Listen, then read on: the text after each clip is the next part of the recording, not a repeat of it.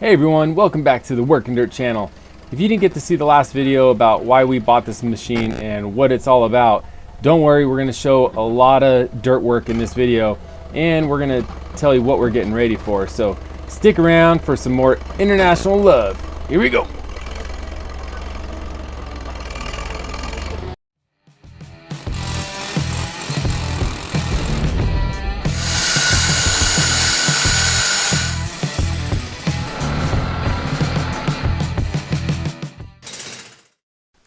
Alright, if you guys are interested in more details about this amazing machine, check out the last video because I go in depth about it, kind of some of the history and whatnot.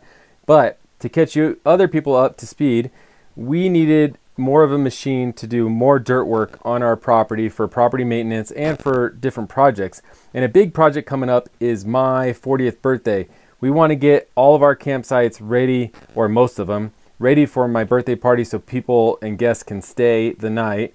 And over 50 years, the campsites have eroded and have become unlevel. So as you see here, I'm starting to do cutting passes and then I'll later grade with our other tractor. But there's going to be a lot of footage so you can see its capabilities and how it operates. But I'll tell you right now, this thing is super awesome. And I don't even want to drive a new machine so that I can stay in love with this one.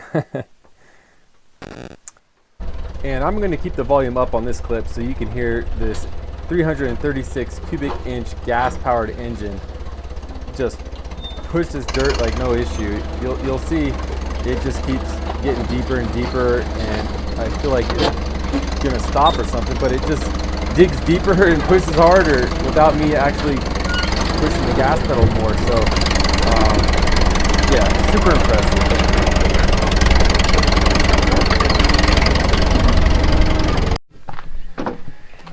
Quick little update on some camp signs that we're making for our campsites.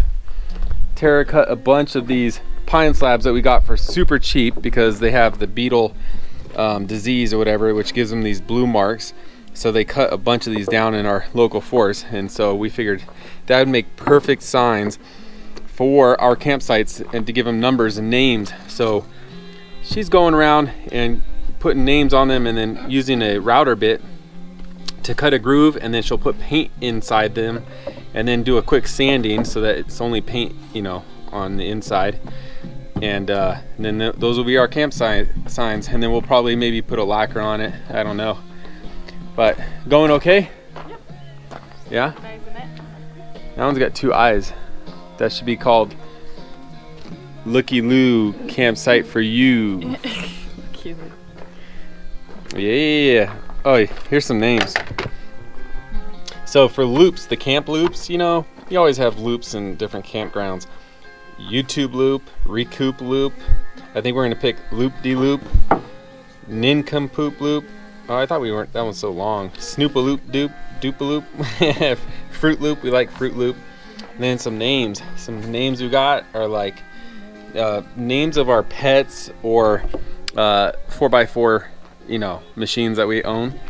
So for example, we got like Goldie is our golden Chevy, Ferdinand the bulldozer, Red Rock our tractor, Fox Haven, I don't know what that one is, but Molehill, Gopher Ground, Deer Den, Bear Brook, Rattler's Ridge, Nikon's Nook, Bella's Bluff, Pickles Plot, Titan's Terrain, that was my old bulldog, Debo's Dune, my shepherd, my old shepherd. So, and then our John Deere tractor, we call it Green Go. Get it? Green Go. Anyways, can't wait to have those done. That'll be cool. There's a site of, there's our campground in a quick snapshot. Our houses, pool, and the campground we mapped.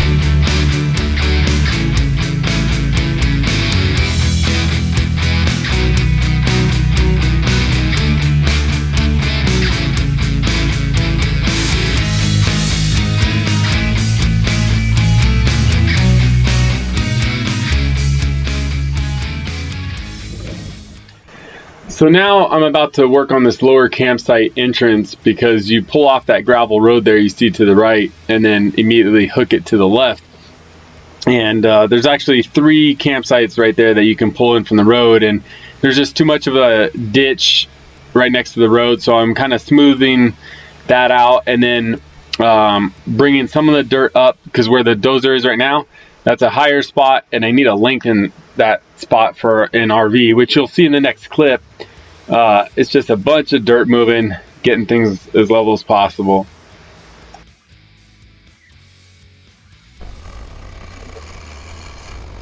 This is just another angle, the opposite side of where I was just at, showing you how I'm kind of filling in the ditch a little bit and making it kind of like a smooth driveway up to this campsite. I don't know about you guys, but I can definitely listen to this motor and the sound of these tracks grinding rocks and dirt all day long. I mean, it's got to at least be worth a like, subscribe, and share possibly, right?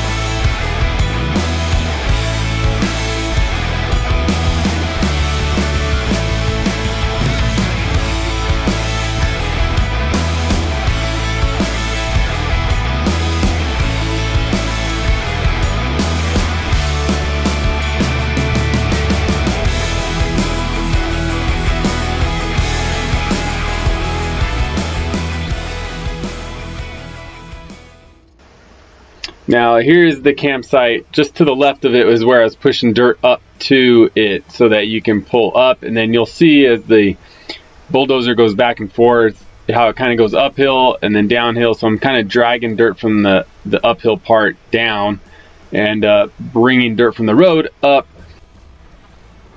Now this is one of the campsites in the very back. You could see the wood storage yard right there in the back, but it's just one long driveway for the campsite, but it's kind of hard to get to. You have to go around the loop and then back up into it, so we're trying to make it as approachable as possible.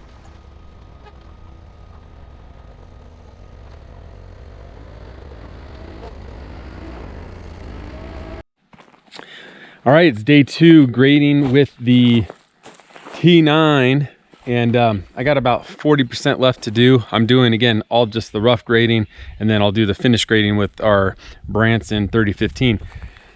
But what's crazy is I noticed that a lot of these oak trees weren't even here, I'm pretty sure, when the campground originally opened, because the way, or once I cut this one path over here, I found rock, which like in the ground, perpendicular to the path that I just cut right there, which tells me that most likely they originally planned the RVs to pull in that way, because as you pull in through the houses right there, through this center lane, it makes sense, they'd like pull in right. But now all these trees have grown, it's kind of just skewed everything and made everything just, I don't know, unorganized. So we're changing the cut right now because we literally can't pull in that direction. Like this one, we're going this direction instead of that direction, basically perpendicular, and I need to bring dirt from the front to the back because it kind of goes uphill that way. The way they did it was right, because you'd have less dirt you'd have to cutting into the hill, because the hill is gradually going that way.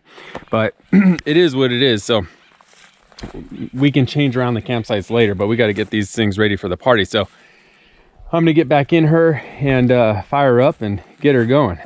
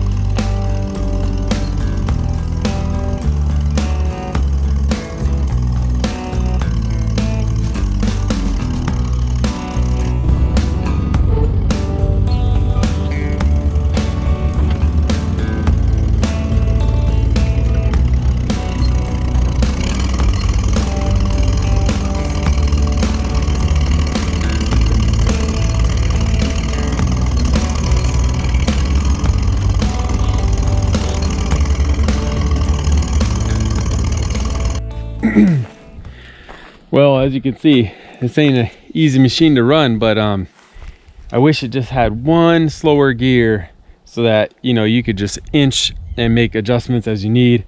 But as you can see, with the RPM super low, I think I have them at like 1100. It's rated to operate at 1400 RPM, but I'm able to make some adjustments. But as you could tell, you know, you go in a divot, all of a sudden you're in the wrong angle, wrong trajectory, and you got to correct. So you got to back up and all that stuff. But for the money, like I said, this thing, I'm super impressed, and I'm gonna have to clean it really good and do a really good tune up when I'm all done. But as you can see here, here's a main road that goes through some campsites, and then the people are gonna come around their house up along this side road and move those telephone poles to the fence so that they can come along the outside and then pull in here or pull in there for the third one.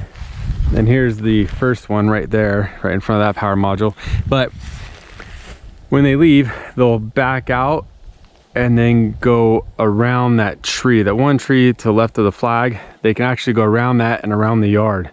So it's kind of a, because if they were to pull straight through, it's too sharp of a turn. There's a water spigot there, there's a water spigot here. They can't like pull through. So it's better, these are angled, they just back up and then pull forward up the hill.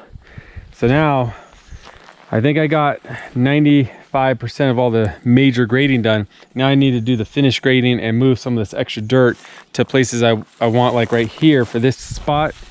They'll put the RV here, and then I want to make a little flat spot with the picnic table here with grass. Every spot will get grass and a table, but we need, like, you know, a little levelness. This is like 5% grade right here. Hey, you want to say hi, Nikon? Good boy. Good morning.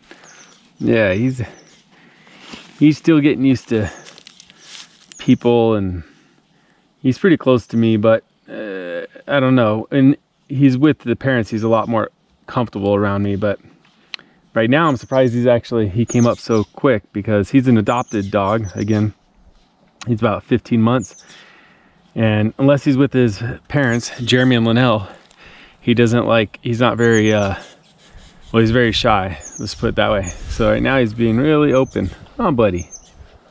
Yeah, good boy. Good boy. And he loves massages. Oh, buddy. You like massages? He doesn't like the camera that close. All right, time to get on Red Rock. That's Ferdinand. Ferdinand the bull. We got Red Rock the bull. Most unridden bull in the history of the United States. All right, here we go. Where are you going?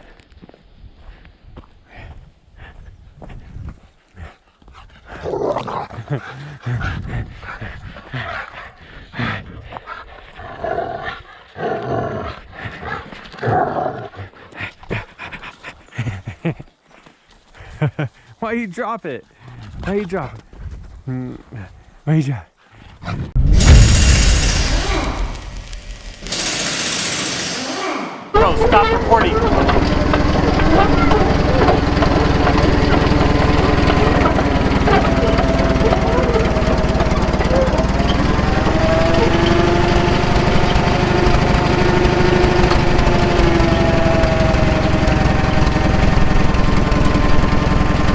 GoPro, stop recording.